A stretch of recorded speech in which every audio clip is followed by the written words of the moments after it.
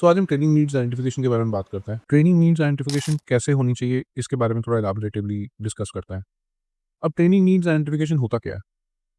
आपकी ऑर्गेनाइजेशन में ट्रेनिंग का एक मॉड्यूल होगा, जो कि क्लाइंट डिफाइंड होगा। वो मॉड्यूल ये तो डिफाइन कर देता है कि किसी नए रिसोर्स को अगर आपने प्रोसेस में फिटमेंट करनी है, तो उसको किस ट्रेनिंग मॉड्यूल में डालना है, कितने दिन की ट्रेनिंग देनी है, क्या प्रोडक्ट सिखाना है, क्या प्रैक्टिसेस करनी है, क्या सर्टिफिकेशन करनी है, ताकि वो 10, 15, 20 दिन जितने भी दिन का आपका ट्रेनिंग मॉड्यूल है, उस मॉड्यूल के गो थ्रू होके वो फ्लोर पे तो आ जाता है।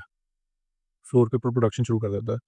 लेकिन ट्रेनिंग नीड्स आइडेंटिफिकेशन एक बड़ा कॉम्प्लिकेटेड और एक बड़ा डिफाइंड प्रोसेस है, लेकिन बहुत सब्जेक्टिव है इसकी approach. Now training needs identification पहले तो होता क्या है? Training needs identification is for those resources who are on the floor actually in a production environment, who are working, but they have some training needs. तो वो आप कैसे define करोगे? आप कैसे निकालोगे वो ट्रेनिंग नीड्स? कैसे आप ये इंश्योर करोगे कि आप training needs, as the word suggest, training needs identification, so it's क्या ट्रेनिंग, अगर हम बहुत सिंपल हिंदी लैंग्वेज में बात करें, तो इसका मतलब ये है कि आपके फ्लोर पे लोगों को किस चीज़ की ट्रेनिंग चाहिए, पहले तो ये। अब वो आप कैसे आइडेंटिफाई करोगे? उसके वेरियस मैकेनिज्म्स हैं। एक मैकेनिज्म है कि आप क्वालिटी शीट्स देख लो।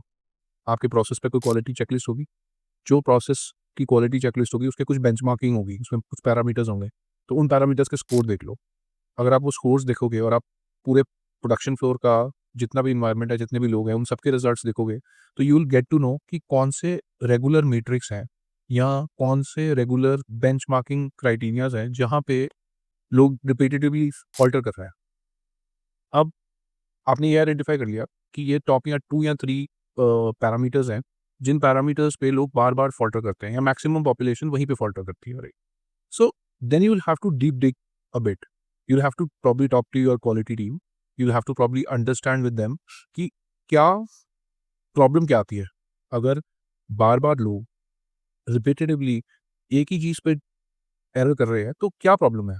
बिकॉज़ सी, एक बेंचमार्किंग शीट जो है वो स्टैंडर्ड रहती है। तो क्वालिटी चेक तो आप हर कॉल पे कर रहे हो। जो आपके रिसोर्सेज़ टेन्योर्ड हैं, उनको बार-बार एक चीज़ पे फीडबैक मिल रहा है, लेकिन फिर भी गलती हो रही है। तो उसमें 2 ही चीज़ें हो सकती हैं। या तो फीडबैक का मैकेनिज़्म सही नहीं, जो कि in this case we are assuming कि वो सही है, क्योंकि हम अभी फ्लोर की टीएनए की बात कर रहे हैं। तो लेट्स सपोज कि आपकी क्वालिटी टीम सही काम कर रही है और क्वालिटी टीम सही अप्रोच से फीडबैक कोचिंग कर रही है, लेकिन फिर भी रिजल्ट्स नहीं आ रहे। तो सेकंड सिनेरियो एप्लीकेबल हो जाता है कि लोग बार-बार गलती क्या कर रहे हैं और क्यों कर रहे हैं। उसके लिए थोड़ा-सा discussion, while doing a training needs identification for the process, you will have to do that discussion with your quality teams. Sometimes you might have a structure in the quality sheet कि अच्छा, अगर ये नहीं हुआ तो ये क्यों नहीं हुआ? But sometimes you won't. So where you don't, there you'll have to understand those situations. You'll have to talk to the quality team to see that what errors are people doing. क्या problems हैं, क्या situations हैं, जिन situations को लोग deal नहीं कर पाते हैं। जैसे एक छोटी सी मैकेनिज्म जो एक अटेन करना है, और उसके लिए अगर आपने क्वालिटी टीम ने 5 या 10 बार फीडबैक एक ही बंदे को दे रखा है, तो फिर ऐसा क्या रीज़न है? अगर कोई विल इश्यू नहीं है, तो फिर तो कोई प्रॉब्लम स्टेटमेंट है ही नहीं ना। अगर बहुत कॉम्प्लिकेटेड प्रोसेस है तो बात अलग है। तो फिर we have to look at other aspects of training, that how to simplify that prospect. But if it's not, then why is that people are faltering again and again on it? So जब ये आपने identify कर लिया, then you should go ahead and look at that process and you should break it as simple as possible. Because see, training के point of view से we can talk about it, we can train people, but we have to see कि हमारी audience की adaptability है, हमारी audience किस level पे जाके चीज़ों को समझती है। जैसे लेट्स से एग्जांपल से बात करते हैं।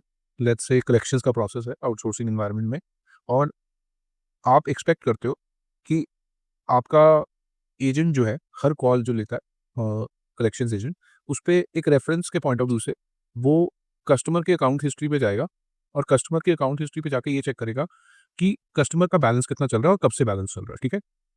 लेट्स से ये बेंचमार्किंग में, क्वालिटी बेंचमार्किंग में ये एक नेसेसरी रिक्वायरमेंट है, और ये आपका एसओपी में भी है कि आपको ये करना ही करना है। लेकिन आप क्वालिटी इवैल्यूएशंस में ये देख रहे हो कि ये नहीं हो रहा, बार-बार नहीं हो रहा, ठीक है? तो अब एक तरीका तो ये है कि आप रोज़ फीडबैक देते रहो, रोज़ ट्रेनिंग में बोलते रहो या रोज़ ब्रीफिंग में बोलते रहो कि ये करना है, करना है, करना है, करना है, करना है। आप क्वालिटी शीट्स में भी यही कर रहे हो, क्वालिटी में भी यही हो रहा है, बार-बार क्वालिटी में फीडबैक दिया जा रहा है और लोग फिर भी वो चीज़ को अटेन नहीं कर पा रहे हैं, ओके? तो आप इसको डील कैसे करोगे?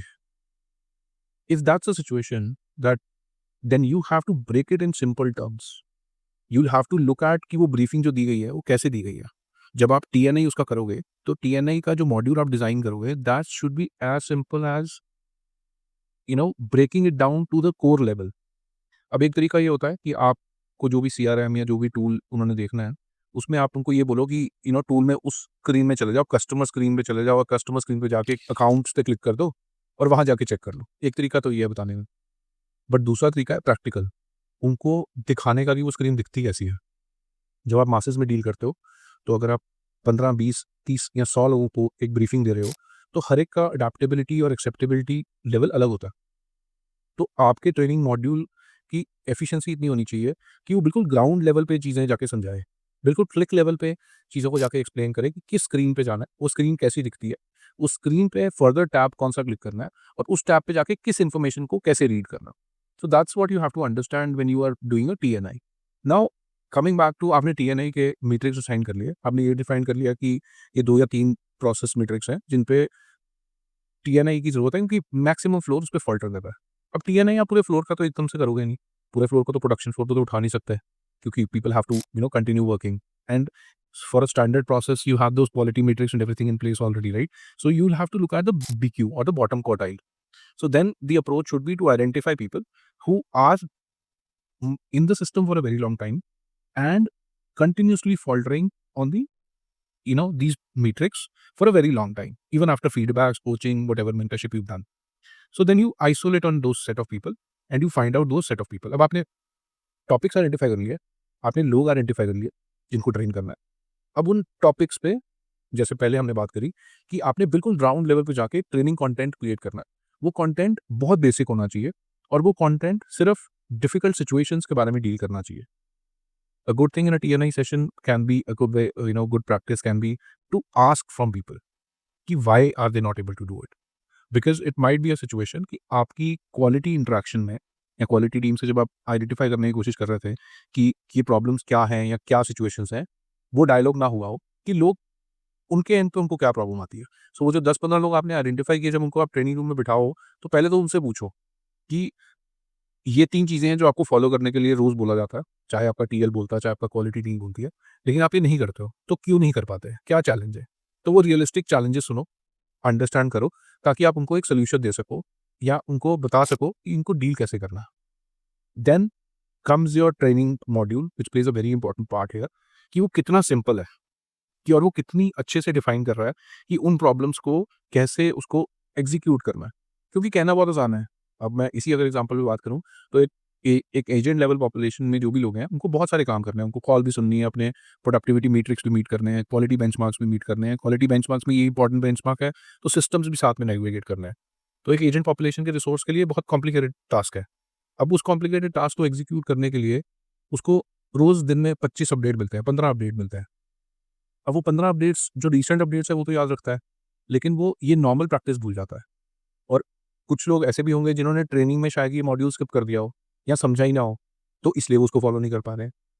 जब आप टीएनआई कर रहे हो, तो आपके लिए बहुत इंपॉर्टेंट है कि आप ये देखो कि ये प्रॉब्लम स्टेटमेंट या ये प्रॉब्लम एरिया कितना वेल डिफाइंड और कितना ग्राउंड लेवल पे जाके आप एक्सप्लेन कर रहे हो। And then obviously in a TNI session you should also try to have some practical practice for them, जहाँ मॉक कॉल्स करो।